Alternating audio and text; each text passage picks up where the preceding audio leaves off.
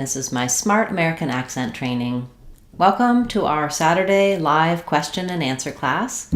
Please feel free to put your questions in the chat at any time, or if you're watching later on, you can leave your questions in the comments, and I always get back to you with answers, resources here on the channel and on our website, speechmodification.com, to help you. At the start of class today, I want to talk about how to pronounce and describe money terms in American English. This is something that is not always obvious if you're reading something or you're speaking out loud. So I want to clarify how you say some of these amounts of money and what we typically hear native speakers do. So when you see the dollar sign and digits, if you can always say, you start with the dollar amount. So this would be $9.10. So that's something you can do for any dollar amount. You can always start with the number of dollars, and then you say, use the word and then the number of cents. So $9.10. But what we often do when it's an amount like $9.99, it's not wrong to say that, but here we just typically say 9, and then we don't say the dollars, and then we just say 99. So that's when the context makes it clear you're talking about dollars and cents. So for example, they're having a special for that item, and it's only $9.99. $9.99 could also mean $999. So we also rely on context to tell. Obviously, something that's usually around $10 would be different than something that's around $1,000. So $9.99 doesn't always have to mean this. If you want to be absolutely clear, you would use this format of $9.99.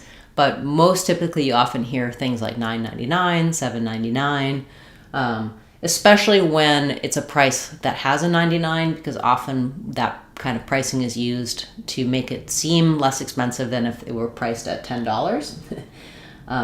So when you see, and then when you see this sign, it just means cents. So this is 99 cents.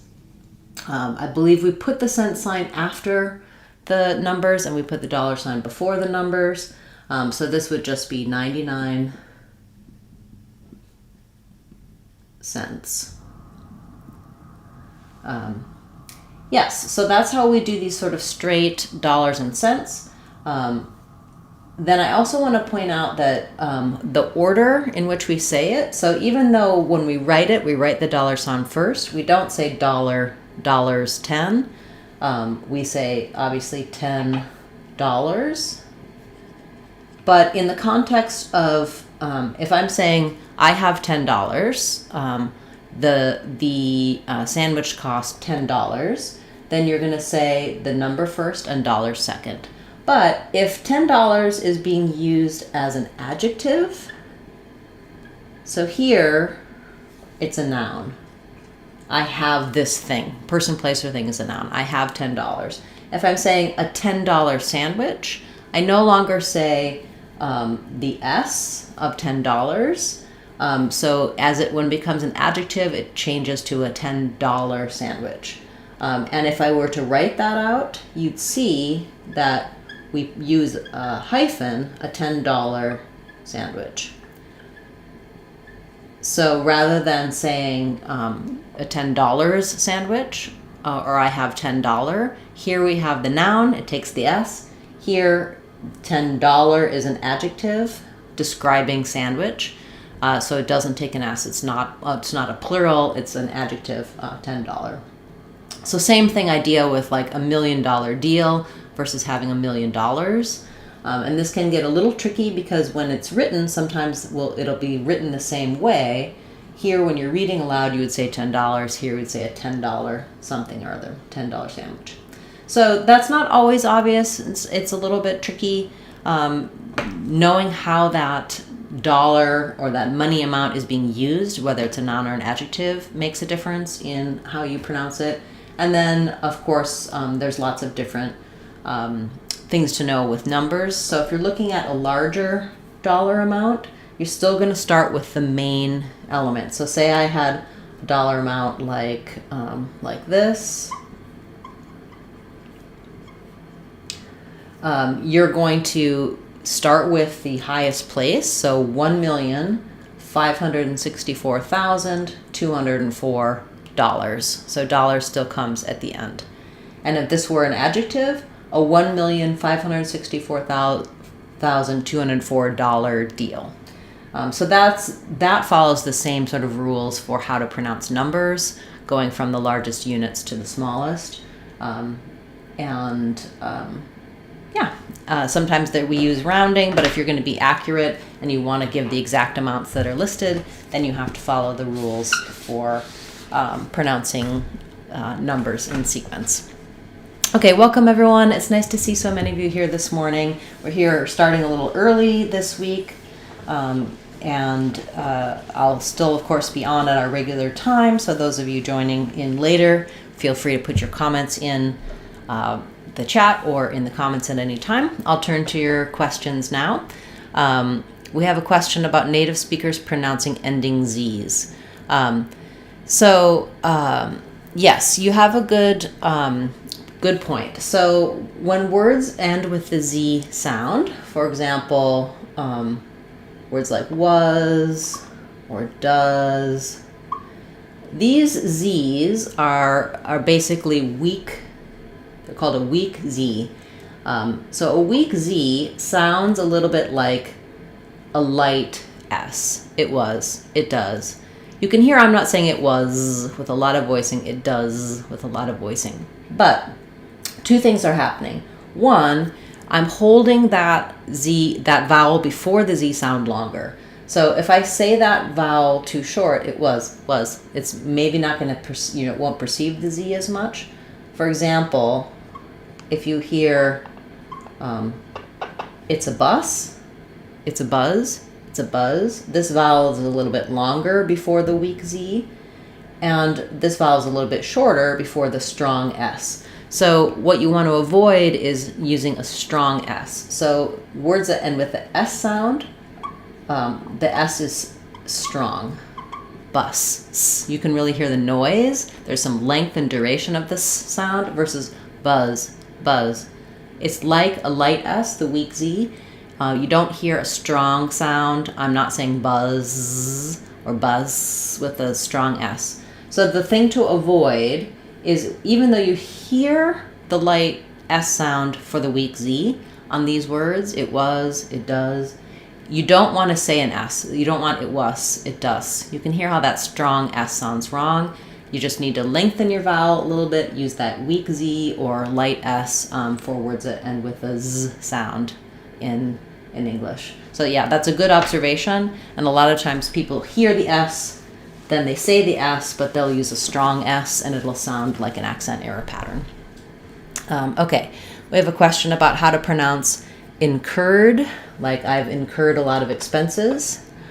So to incur or incurred, we have second syllable stress here. So the in is going to be shorter.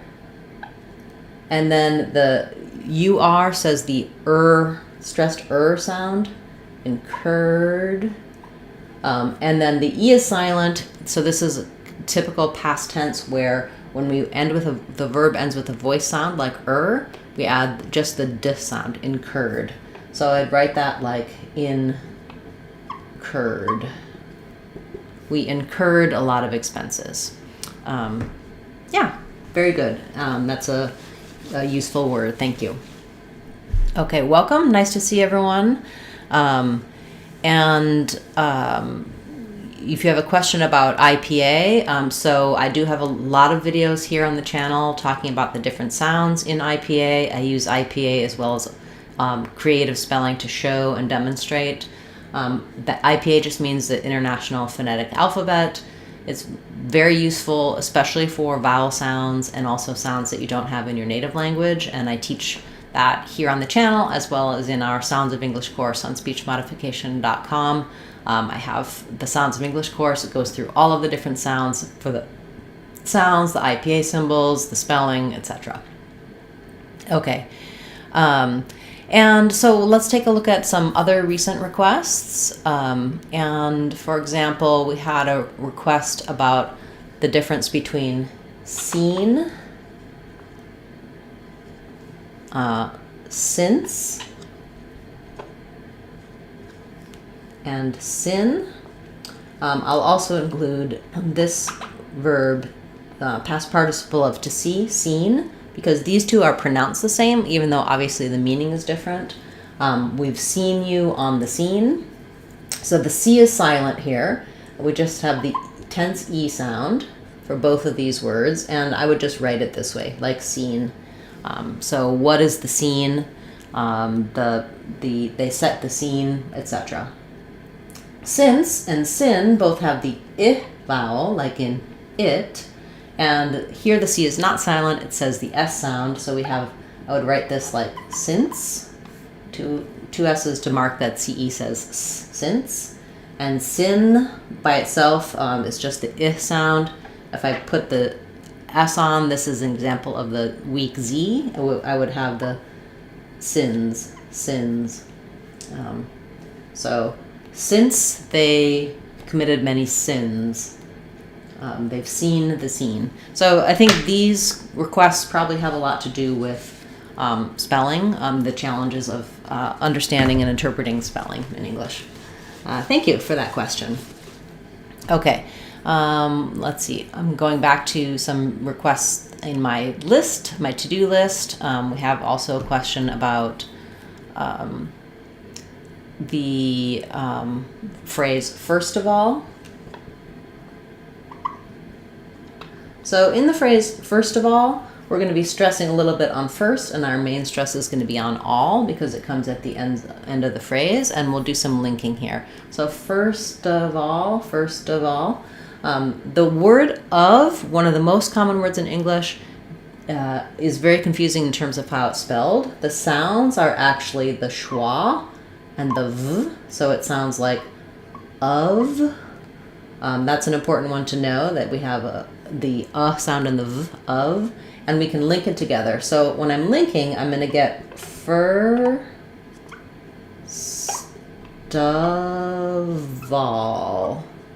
So rather than thinking about breaking between first, of, and all, first of all, the final consonants of each will link to the next sound. So I think it's a good way to think about it. It would be like first of all. So first of all, we'll talk about the pronunciation. Next, we'll look at the spelling and linking, etc. Probably the of is part of the challenge there, and then kind of knowing how to do the ST linking, first of. So ST doesn't have a strong T, not first of all, no release of air, but it doesn't really flap either. It's more of an unreleased T in an ST at the start of a word. If I was just saying first, you can hear that air does get released in the ST at the end, but because I'm linking to the vowel, it starts acting more like an ST at the start of words.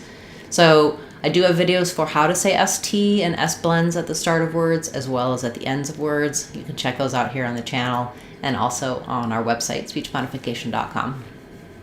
Okay, great. Please feel free to put your questions in the chat or in the comments if you're watching later on. I'll keep going back to some other recent requests since I'm not seeing a lot of requests from the viewers here. We have a question about how to pronounce experiment. So this is one where there's more than one correct way to say it in common American English. I tend to say experiment with an ear diphthong. It's also okay to say experiment. Some people use an air diphthong there. In either case, the rest of the word is the same, and it's going to be stressed on this spear or spare syllable. So the EX in this one is going to sound like ix, and then we'll have the E or A sound, and then riment. That's our IPA. So thinking about as like ick, spear, ment. or experiment. I think that's just regional differences in the US. This one is the one that's used where I live. This might be more New York or East Coast, but both are correct. Experiment or experiment. Yeah, you can experiment with both and see what seems easiest to you to use. Okay, I'll take a few more past requests. Let's look at the difference between river and revere. So in river, we have first syllable stress. We have the I sound and the In revere, we have second syllable stress and the ear diphthong like experiment. That means our first I sound is going to be the same in both, but here the R is going to be long. Here it's going to be short and unstressed. Revere. So thinking about these as river versus revere. So we revere the seniors and their excellent performances. The river flooding has been terrible in the area. Okay, great. We have a question about in always. Can the L be dropped? Always. And then also in usually, how to pronounce usually. So I believe I have a video covering usually. In usually, we have a couple of different ways we can say it. So you can use more syllables. It sounds like you, ja, usual, vowel to vowel linking there. Usually. This often, though, gets reduced rather than usually. 1, 2, 3, 4.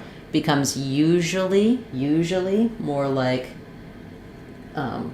we lose the uwa and it just becomes ja, usually. In either case, it's stressed on the u. In always, we don't always have to close for that L, always, but you do need a dark L. So the dark L in some contexts doesn't really need full closure, but it still needs that the sort of dark sound, the sound before the L. I would say thinking of the word all, always, but I notice that for me in this word, because I'm closing my lips for the w, I don't lift my tongue for the L. I do say always. But I don't want just always. I don't want to use an aw sound here. I need to be thinking the L, making that dark L with the back of the tongue, or fully lifting always. It's okay to lift. I think we just often don't because we're closing the lips for the W. Okay, nice. Let's take a few more requests. Feel free to put those in the comments and the chat at any time, and I'll go back to my to-do list. I have a question about the word ridden. So we have written and ridden. I've ridden my bike every day for a year. Written, it was written down on the list. So these differ in that, of course, we have the T's and the D's, the unvoiced and the voiced. But in written, we tend to often use an unreleased T and a syllabic L here. So it kind of sounds like writ, thinking the T, stopping the air, and then just moving right into the N. Written. Same thing we do for words like button or gotten, cotton. You can check out my videos for syllabic T, syllabic N, and stop T here on the channel or in our Sounds of English course. In ridden, we do use more of a flap there. And so it sounds just like it's spelled ridden. So you can think about like ridden. We don't really say, we use a syllabic N there as well. But here we kind of stop for the T, written, ridden. So hold your vowel a little bit longer here. Not a strong D, not ridden. but a nice little light flat, ridden. Yeah, definitely a good pair to look at because they follow different patterns, different rules. Ridden is going to be like hidden or riding. It's going to have that flap. Written is going to be more like gotten and cotton that I mentioned earlier. Okay. We have a question about, are you asking about the word hello? I don't know what, you spelled it with an L and two O's. There is the word hello. So often we will stress on the O of hello. So then we end up with more of an I sound there, with the O being longer and stressed. Hello. You might still hear an S sound. Hello. Hello. This is just very short and reduced. So you're not going to have much of a clear vowel for that letter E. And your long clear vowel is going to be here on your O sound. Hello. Yeah, okay. So the E or schwa. So it is an hello, but it's very reduced. So hello, if it was a schwa, hello, that's okay too, as long as it's quick and reduced. But I think it's usually going to be a little bit higher than a schwa, a little bit more forward. So an I or an probably sounds better than a schwa. In American English, other dialects might say hello. There's lots of different variety in different English dialects. So, okay. Welcome. A lot of new people here today joining us live. It's nice to see our regulars and our new people. Welcome, everyone. The format is always, I have some ideas in the beginning, talk about some concepts, pronunciation, fluent speaking, etc. And then you can ask your questions about how to pronounce words, sounds that are difficult for you, phrases, etc. Any questions you have to help improve your fluent speaking. So feel free to put those in the chat or in the comments at any time. In the meantime, I have a long list of requests from the past year, so I'm going back over some of those and covering them for you. We have a question about the word appropriate. So in appropriate, we have a couple of things going on. Number one, we have second syllable stress. So that our letter O is going to say the true O sound, pro. This first letter A, our letter O, yes, our first letter A is an unstressed schwa. It's going to sound like a short little a pro. And then we have the E, it. We have the vowel-to-vowel linking here. So because we're moving from that front E to the up next vowel, the it sound, you're going to have a little y sound that connects them. Appropriate. In the adjective appropriate, it's an appropriate thing to say. This letter A doesn't have a clear vowel. There is a verb to appropriate, which is to take over, that has the secondary stress and has the A sound, but most often people use this word as the adjective. So appropriate is one same pattern with ate for the verb, but in the most common usage of this verb, it's not ate, it's it, appropriate. It was an appropriate activity. Yeah, okay, very good. Welcome, one of our channel members is here. It's nice to see you. His question is about mischievous. So I do have a video for this, and I can send you the link as well. So mischievous, we have first syllable stress, and so it sounds like the same as the word miss. And then the EI says just the I sound, mischievous, and a schwa there at the end, mischievous. Yeah, mischievous. They were, the children were very mischievous. Great. And then we have a question about the word petrified. So petrified has first syllable stress. The letter E says F, like in get or pet. So we have pe, and then trified. The I-E-D sounds like the I of fight, and a D sound at the end. So petrified. We were petrified during the storm. Good word, thank you. Okay. Question about the word yes, whether it has an S or a Z sound. So yes has the S, which is a strong S. People jokingly sometimes say yes, but that's more slang. This is the correct pronunciation, just like us or bus. Letter S often does say Z at the ends of words, like in was or does, or letters SE, like those and these. But in some words, like yes, it's just a straight S sound. Good question. Okay, we have a question about the word aeronautical. So aeronautical. So this is just like the word nautical plus arrow at the beginning. So even though it's kind of unusual spelling, that's an old-fashioned spelling, like we used to say aeroplane instead of airplane. So this A-E-R just sounds like air. So we have air, little secondary stress on it. Then my O is unstressed, so rather than aeronautical, aeronautical. So it can be a very quick unstressed O, or otherwise it's a schwa, aerona. The AU says the A vowel, like in law, nade. We're going to end up with a flap sound, so I'll write it with a D. And then we end up with a reduced vowel between the k and the ul sounds, kul. So aeronautical, nautical.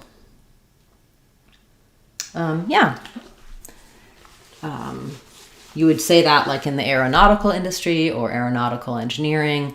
Once you can say any of the words you're working on by themselves, do try practicing them, how you would use them in short phrases and in sentences, because often you can master the word, but then you go to use it in speaking, in real speaking, and it will come out the old way, or you still may struggle with that word. The more you can practice it in real contexts, the more likely you'll be able to use it correctly when you're trying to speak. Okay, great. We have a question about was and because. So these have a couple of different ways they're pronounced. Typically, was, we really should spell it like this because it has the schwa sound and letter S says Z. So was rhymes with does and buzz. The most common error I hear is people opening up too much and using more of an ah vowel like was rather than was. So thinking about that, if it's a little bit was, a little bit of rounding, some dialects may use that. I would stick mostly with the sound. I also use the same pronunciation for because. I use the I sound, and then the stress is on the cuz. So was and because. But it's also correct to say because. Because, like the word the cause of something. So both of these are correct options, because or because. What you don't want is too much E, not because or because. Because the first syllable is unstressed, that letter E is going to be more of a reduced I sound rather than a tense E. It was because of the, or it was because of the, etc. Yeah, very good. These are words I often focus on in my online courses, in my teaching. I really like to look at the everyday common words, understand what the vowel sounds are, understand words that don't follow typical spelling patterns, and kind of rewrite them in a way that you can visualize the pronunciation, because often that's those common words, when you can improve the pronunciation and your accent on those words, it really helps with people understanding you. The majority of the words we really only use about 1,500 words or less, and it is words like does, because, those types of words.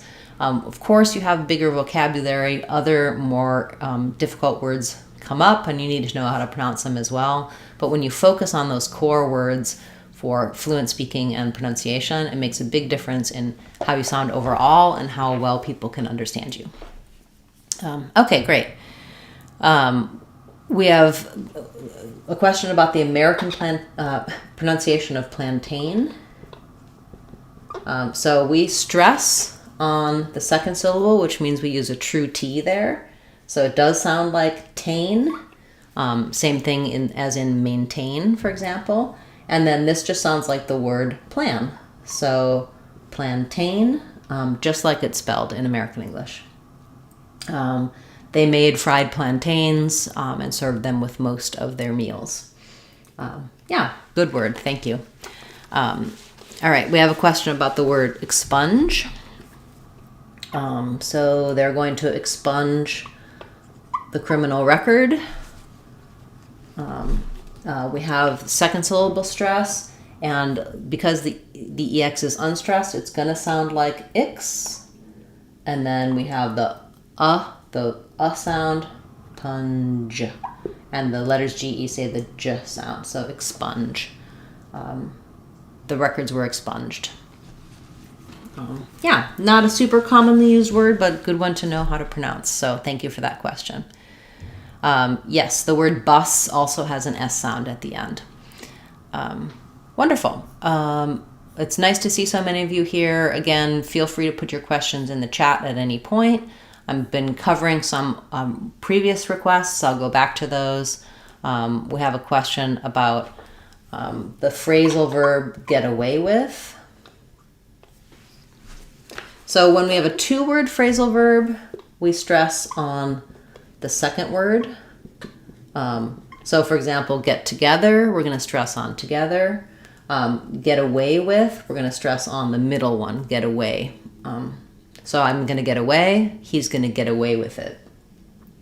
In this particular combination, we're going to link the T, so it'll sound kind of like get away. So within the word, the stress still stays on the second syllable for away, get away with. I hope he doesn't get away with it. He's been getting away with a lot of illegal things. Yeah, good request. Thank you. We have a question about notorious. Notorious. So here's another example of we can use an O in the first syllable, or we can use a schwa sound. It's not stressed. So notorious. I would say we probably use an O here, but we don't want notorious. We want notorious. So thinking of it more as a N sound or a really short, reduced little O, notorious, notorious. And then because the tor syllable is stressed, we do have a true T there, like in town or tor. So thinking about notori, the R links between the or diphthong and the E sound, notorious. And then we have another vowel to vowel linking between the E and the us. So you're going to hear a little bit of a gliding y sound as you connect those two, notorious. He was notorious for telling lies. He was notorious for his clothing choices. Yeah, good word. Okay, we have a question about the word important. There's a few different ways that people pronounce important. It's not wrong to say important with a T sound. We're always going to stress on the por, but some people will leave that first T off, use a stop T, and use more of a syllabic N, important, important. Some people will say the true T, important, or tunt. It's not an A sound, even though it's letter A, important, important. That's less common. And then some people also use more of a flap, important, important. And there I'd say important, didn't. We go right from the D to an N sound. So I tend to use the unreleased T, important, important. I have an important call. I notice some younger people using more like important. It's important to me. And it's not wrong to do important if that's easier to do two true T's for you.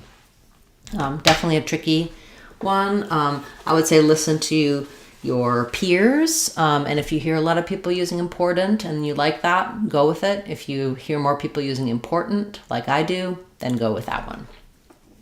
Okay, we have a question about kitten. So kitten is just like we were talking about earlier with gotten, button, it's written, etc., where it uses the unreleased T, kit, and a syllabic N, kitten. So yeah, you can say kitten with a true T. It's going to sound more British. Kitten, I don't think people use that. They tend to use a stop T, kitten. The kitten lost its mitten. Versus internet, two ways that you'll hear native speakers use this one. Either internet, they'll say the true T, it'll have a burst of air, internet. Or this is one place where when there's an NT followed by an unstressed syllable, it's often common for Americans to just leave that T off. They'll just make a longer N, internet. Internet, international, interview, or internet, international, interview. We do use both. Both are correct, but you might have noticed that sometimes we don't tend to say the T in NT combinations. Yeah, I do have a lot of details about how we say T in the middle and ends of words, since there's a lot of tricky rules and patterns for that, and some things that break the rules. You can check that out in our Sounds of English course on speechmodification.com. That's one of the elements that's really the most typical of American English pronunciation and American accent, is how we say T's in the middle and ends of words. So it's a good one to work on and master to be well understood and to understand American speakers as well.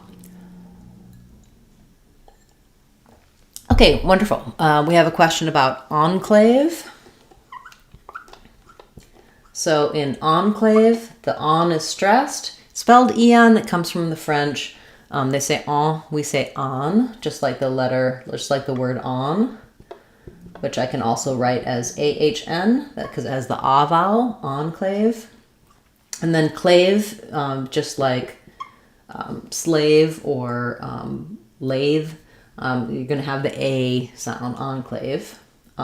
Versus en route, we're going to stress on the root part. And then you're just going to have that same on, but it's unstressed here. They're en route. They're already en route. Yeah. I do have a video about how you can say route or route. I think sometimes people might say en route. I think it's more typical to use the root pronunciation in en route, because we have that on, but it's not wrong to say en route. I would say it's more common to say en route, and then use just when route is by itself, people use route or route. What route are you taking? What route are you taking? Nice questions. Thank you. We have a question about incendiary. Incendiary, actually. Incendiary.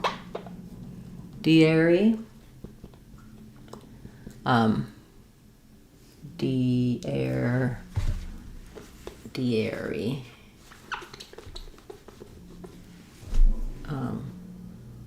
Okay, yeah, that's correct. So stress is on the send syllable. Letter C says S, like in the word send. Short little incend, D, and then we have the vowel to vowel linking between the E and the air. Diary, incendiary. There were some very incendiary remarks made.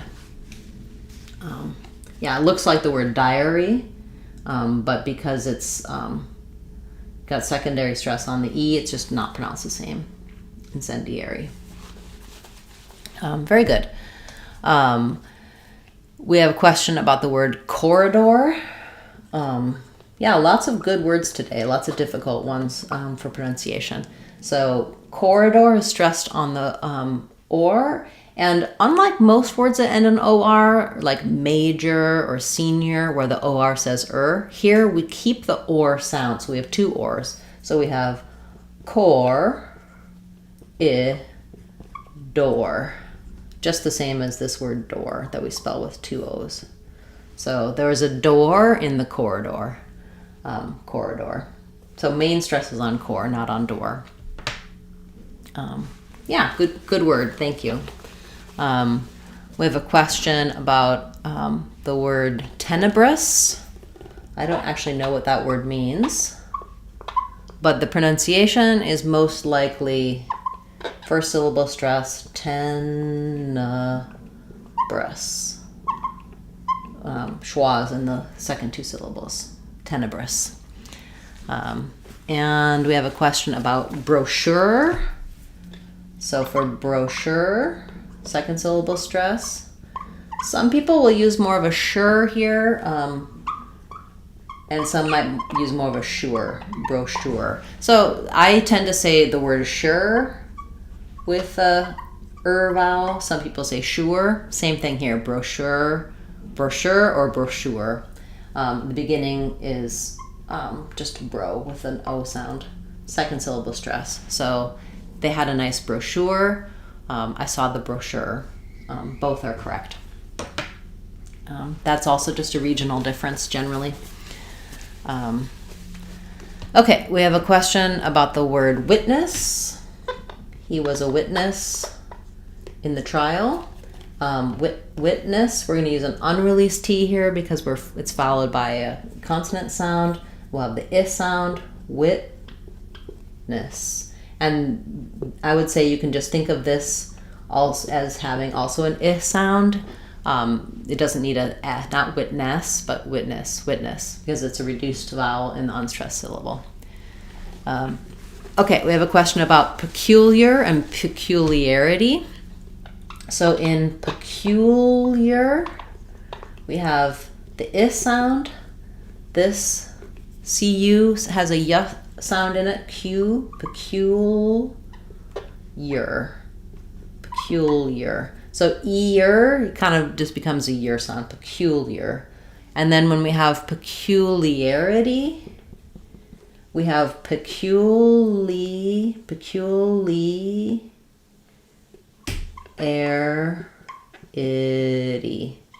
There's a peculiarity. Yeah, that's a tough one.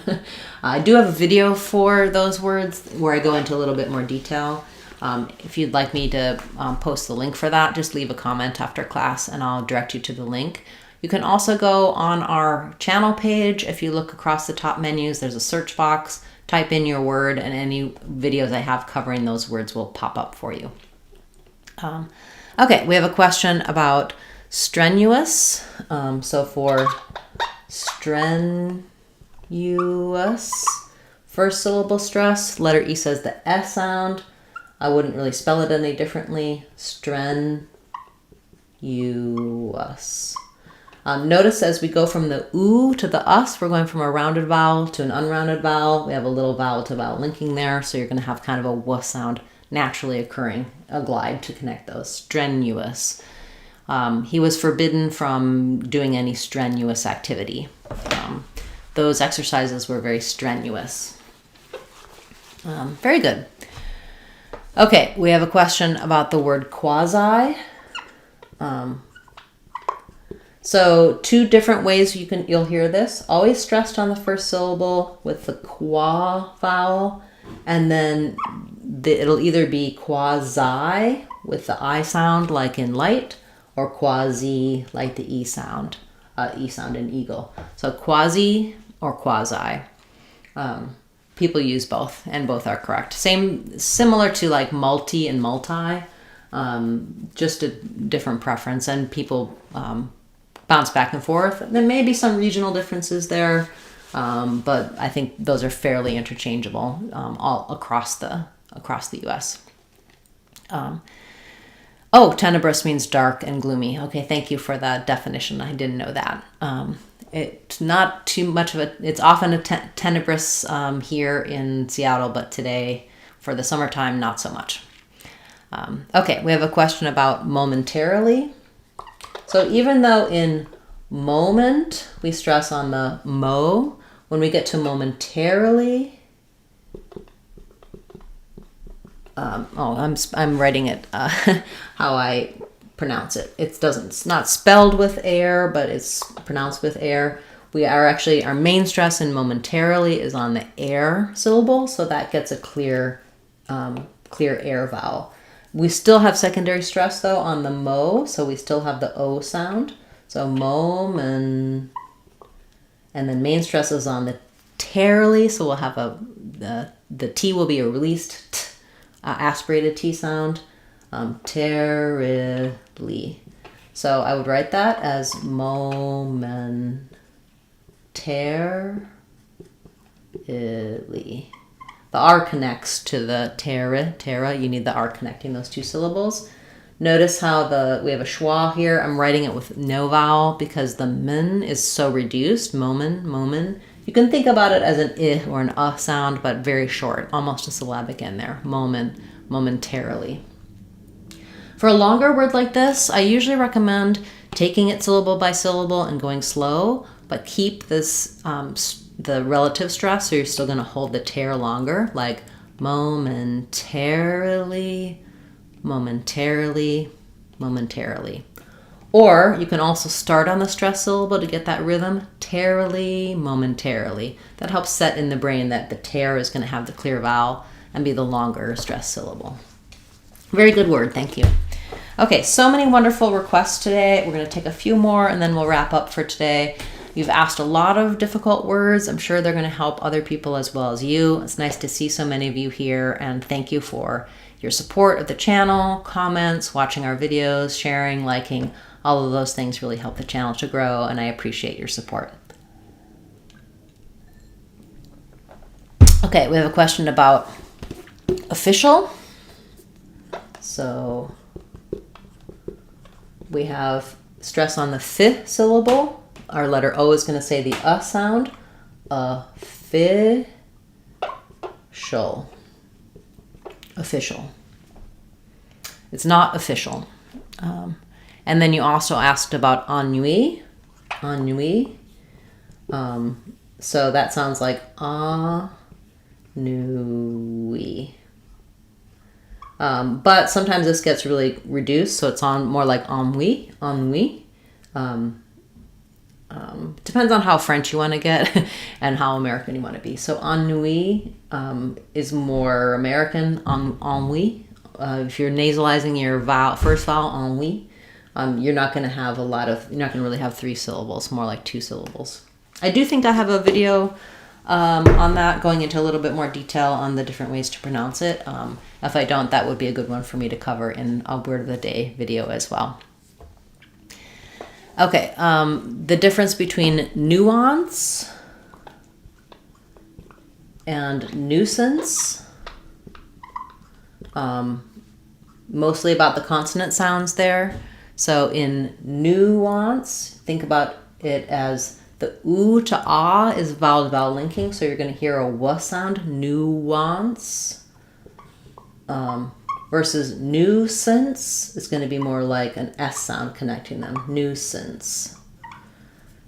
He was a real nuisance because he couldn't understand nuance. Yeah, good word pairing. Thank you for that request. Okay, we have a question about the Y sound in the middle of words, such as bureau, beautiful, February. So I do have a video talking about Y when it connects between vowels, like in beautiful. So for beautiful, just try to think about, it's like a blend of a b and a w, y together. And I would just recommend starting on the y sound. So saying you, bew. You just have to have your U sound ready. And usually if you say it first and then add the B back on, bew, that can be helpful. Same thing with bureau. For bureau, you're going to think more about saying your bureau. And your other word, February. So for February, it's a little easier because you can either do February Or if you wanted to use February like most people do, there's no blend there. So it's more like Febu. So you don't really need to do Febu.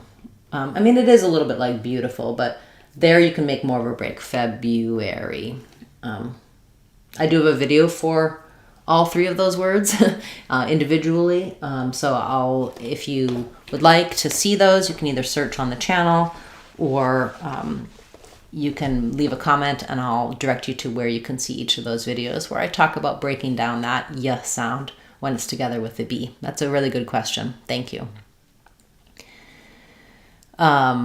So the word miss, if you're saying I miss you, it's just the I sound and the sound.